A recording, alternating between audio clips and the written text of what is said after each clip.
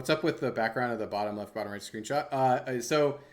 Quacks posts, he who quacks posts shorts clipped from Rioter streams, which is primarily mostly August. There's a few from Wick's stream as well, and more recently he's been posting. Since I've been streaming recently, he's been posting stuff from my stream, and that's one of the comments that I thought was particularly funny from one of the ones on mine where they're asking for less of Wick, and so I keep sending this screenshot to Wick to insult him. And I thought it would be great to post up here. I was kind of hoping Wick would come by at some point. But he hasn't so far unless he's strictly lurking. Which is his right, if he so desires. In a friendly way?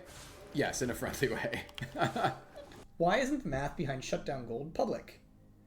Jungron asks, how would it change how you play? And that's a good question. So the thing to note is that it's not always valuable in design for players to know like the explicit everything that goes into a system, right? Because sometimes I'll give you an example, and I'm not going to use this exactly for Shutdown Gold because I just don't know the reasonings there. So this is less about Shutdown. This conversation will be less about Shutdown Gold and more about like why would a game dev hide a system from you, right? Like, why would we hide exactly how MMR is calculated? Why would we hide exactly how Shutdown Gold is calculated? Why would we hide exactly how Senna's souls work? P.S. Did you know that like technically you don't know exactly how Senna's souls work? And sometimes a reason is it doesn't matter and it wouldn't change how you play. Jungron mentioned this here, but it's like this is the idea that like it's not super important that we surface a bunch of weird, crazy information to you if at the end of the day you just play the same anyways. One of the things you always have to be really careful about, especially in a really complex game like League of Legends, is not overwhelming players with information. And so sometimes it's just literally not super valuable. Like, you know, if I was to like say like a tooltip on a tower, you know, I could say like towers, the first shot does 20 damage, the third shot does 40% more damage, the fifth shot does 80% more damage. But like that could probably just easily be achieved by saying, hey, towers do more damage the more they shoot you, right? And you might be like, well, you should tell me the math so I know exactly what happens. And I'm like, well, how would that change how you play? The only thing that matters to how you play is don't stand in towers for too long because they do more damage, right? Like that's what matters as opposed to the explicit math. And so surfacing that information in a tooltip doesn't necessarily get a lot of player value in terms of how they experience the game or play the game differently. So that's one reason to like hide information, is just like, if we gave you that information, would it actually change anything? Versus there's a very real negative of just overloading players with information that like doesn't change anything. That can be potentially negative, especially with a game that's as complex as League of Legends. Another thing you might do as a dev in terms of, you know, concealing information from players is some information is better off concealed because it would change how you play in negative ways. So like as an example, let's say there's a game that does MMR based off of inputs into the game. So instead of using like say win-loss, it's just like here's all the different things that the game calculates to determine how well you did and then assigns you MMR up or down, right?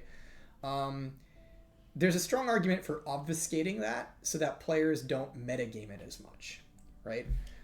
Because like, let's say, you know, it's a game, it's like MMR's multiplier is 2x healing, 3x damage, 4x KDA. I'm making shit up, right? But like, then you're like, oh shit, so if to optimize my MMR gain, I have to do lots of healing with low amounts of damage, but high KDA or something, right? And like, that can get really messy and cause like players to like start doing weird things. Whereas if you're just like, hey, if you do better, you'll get more wins. Yeah, I mean, you'll get more MMR. Players will be like, okay, I just need to do better. Got it. I can do better. And like, they would all interpret that in different ways. And so it's kind of this thing of like, sometimes a player, when they know the exact optimizations to do, will optimize the fun out of the game, basically. And so sometimes it can be good to hide the exact optimizations and just let folks who play your game kind of like trust that under the hood, it's doing the right thing, making sense. And again, it depends. Sometimes you should not hide information from players. Some systems want to be very transparent, and that makes games better when players know exactly what's going on there. But other things, what's more important is not the exact thing that it's doing, but what is more important is the feels. The feels of what it is doing is more important than the exact thing.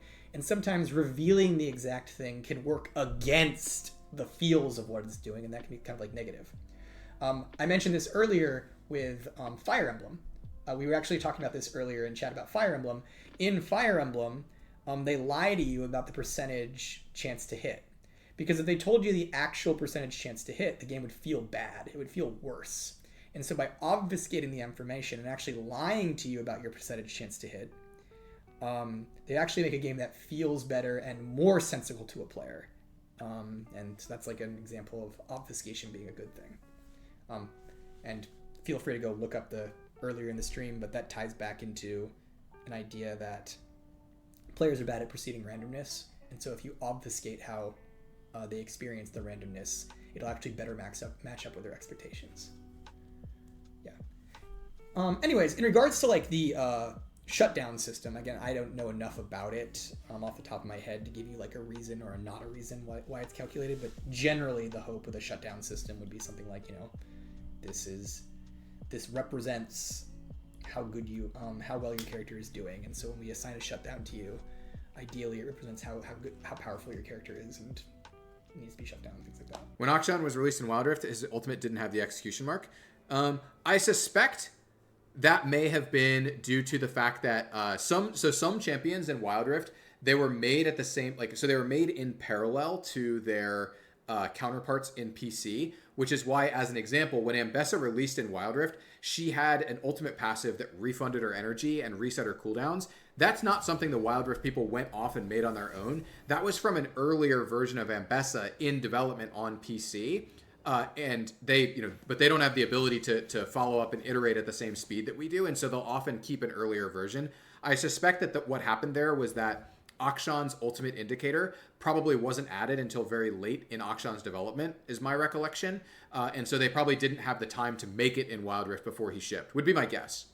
Are you proficient in any coding languages? Which do you use on a daily basis for work? So on a daily basis, I use only proprietary Riot tools, which don't have any direct correlations with any scripting languages. But I have a degree in computer science, right? It's like I've written in Java, Python, C, C++, C#, all of those like actually professionally, like as part of my job when I was a software engineer. In terms of like other languages that I've used, not ones that I've used on the job, like I've used like Lua, Lisp, like probably a couple others, like when I was getting my degree, that kind of thing. Or just like for my own personal projects. I would say I'm reasonably proficient, or at least I was, but it's definitely a skill that like I'm very rusty in. I haven't really done it much over the last few years.